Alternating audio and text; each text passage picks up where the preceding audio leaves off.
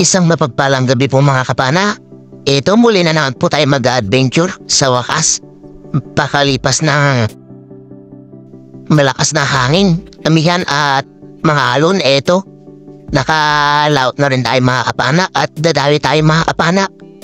Pupunta tayo sa bagong spot na pamamanahan namin. At sana meron sampang isda doon mga kapana at makahuli tayo ng pambenta at mga ulam. At ito mga kapana, medyo malaki na yung buwan, pang 5 na gabi nga rin na bagong sikat ng buwan at abang-abang sa spot mga kapana. 2 hours later. Andito na tayo sa may spot mga kapana. Ito yung bumuhat na isda sa atin. Isang dalagang dagat. Sa pulkang dalagang dagat ka. Balak pa sana ako takasan mga kapana. Buti at napahabulan natin. Buena mano natin mga kapana. Dalagang dagat or dalagang bukid. Ito mga kapana, nakakita ulit tayo ng isang dalagang dagat sa pulka ngayon. Kabasi kung tawagin naman yan sa amin mga kapana. Pandadagdag ulit sa pambenta natin ito mga kapana, pangalawang huli natin. Isang dalagang dagat ulit. At ito, pagkaabante natin ng konti, dalagang dagat ulit ang nasa butas ayun sa pool mga kapana. Salamat Lord. Pangatlong huli natin at tatlong sunod-sunod din na dalagang dagat ang huli natin mga kapana. At dito, nakaabante lang tayo ng konti ulit mga kapana. Meron na naman tayo nakita sa pulkang dalagang dagat ka. Kabasiyan kung tawagin sa amin mga kapana at masarap yan sa kilawin or prito or paksiw. Mukhang maganda tong bagong spot na napunta natin mga kapana. Eto, nakakita ulit tayo ng dalagang dagat at sa pool mga kapana. Spine shot. Maamo pa yung isda dito mga kapana. Salamat Lord. Nakadagdag ulit tayo sa pambenta natin na dalagang bukid. Hanap ulit tayo mga kapana. Dito sa Bahura meron na naman dalagang bukid. Ayun sa pool mga kapana. Spine shot ulit. Salamat ulit Lord. Tsatsagaan na natin yung mga ganitong isda mga kapana. At nagmahal kasi yung isda dito sa amin. Kaya okay na yan mga kapana. At dito isang Longnos Emperor naman mga kapana. Sa pool ka ngayon. Ayan, headshot mga kapana. Salamat Lord. Malaking Longnos Emperor to, mga nasa 1 kilo na rin siguro mga kapana. Pandadagdag ulit natin ito sa pambenta natin. Ayan mga kapana, napakaamo, kaya na headshot siya. Panibagong paghahanap ulit na isda mga kapana. Ito talagbago. At mayroon pa siyang kasama dito mga kapana. Magkaiwalay lang. Ito inuuna natin, ayun sa pool mga kapana. Headshot. Salamat Lord. First class na pambenta natin mga kapana at unang isda na first class na nakuha natin. At ito yung pamalawa. And siya mga kapana, sa pool ka ulit. Salamat para headshot mga kapana. Ang talagbago or ulayan kung tawagin dito sa amin.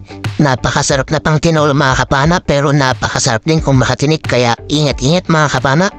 Hanap na naman tayo mga kapana. At ito nakakita tayo ng isang mamahaling lobster mga kapana or bamboo lobster. Sa pool kang lobster ka. Salamat Lord. Nakakuha tayo ng lobster. Hindi na natin siya dinakma mga kapana. Baka makawala pa. Kaya pinana na lang natin. Salamat Lord. Sa di kalayuan mga kapana, nakatanaw ulit tayo ng isang bamboo lobster. At ito siya mga kapana. Medyo mas maliit na lang. Sa pool ka ulit. Salamat. At tinamaan ulit natin mga kapana. Hindi lang tumagos yung ating chef. Kaya ito, hinawakan na natin mga kapana. Pandagdag na rin ito sa pambenta natin. At napakamahal nito sa amin mga kapana. Kahit patay. 750 per kilo. Kaya okay na ito mga kapana. Hanap na naman tayo mga kapana ng mapapana natin. At eto nakakita tayo ng honeycomb rabbit fish or malaga maabot ang tawagin dito sa amin. Sa pool ka ngayon. Ayan, nakuha natin mga kapana at habang inaangat yan natin mga kapana. At dito, may napansin akong isa pa mga kapana. Hindi natin ito napansin kagad kanina mga kapana. Kaya eto agad tayo nag-reload para mapana ulit ito. Eto siya mga kapana. Sa pool ka ulit. Ayan, pares headshot ulit mga kapana. Ang honeycomb rabbit fish or samaral na itim. Malagaw, umaabot kung tawagin yan sa amin mga kapana at napakasarap yan sa tinola or sa sinigang. Salamat Lord.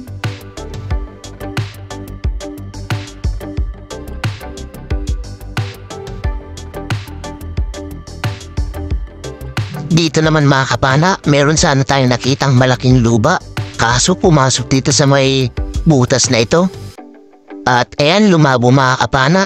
Sinusubukan kong palinawin yung butas mga kapana at titignan natin kung andyan pa. Kaso wala na talaga siya mga kapana. Sayang, inikot-ikot pa natin itong bahura na ito mga kapana. Baka sakaling andyan lang. Kaso wala talaga mga kapana. Hindi na natin siya nakita, sayang yun.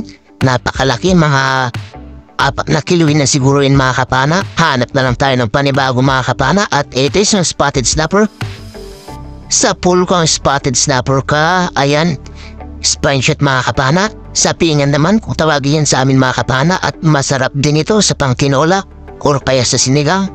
Pandadagdag ulit ito sa pambibenta natin mga kapana. Nasa 220 per kilo na ito. At dito mga kapana, nakakita ulit tayo ng luba.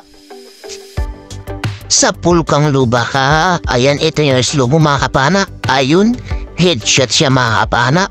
Sa pool mga kapana ang ulo. Kaya ayan, hindi na siya nakapalag pa. Salamat Lord. Portang linaw na ito, mga magdadalawang kiluhin na ito mga kapana. Napakagandang blazing mga kapana. At ayan ang mga kapana, salamat talaga Lord. Portang linaw na ulit talaga ito. Sana marami pa dyan sa bandang unahan para makadagdag ulit tayo ng pambenta mga kapana. At napakasarap naman ito sa escabeche mga kapana o kaya sa sweet and sour. Kaang ganitong size lang. Masarap din ito sa sinigang mga kapana. Napakataba rin. Salamat talaga Lord.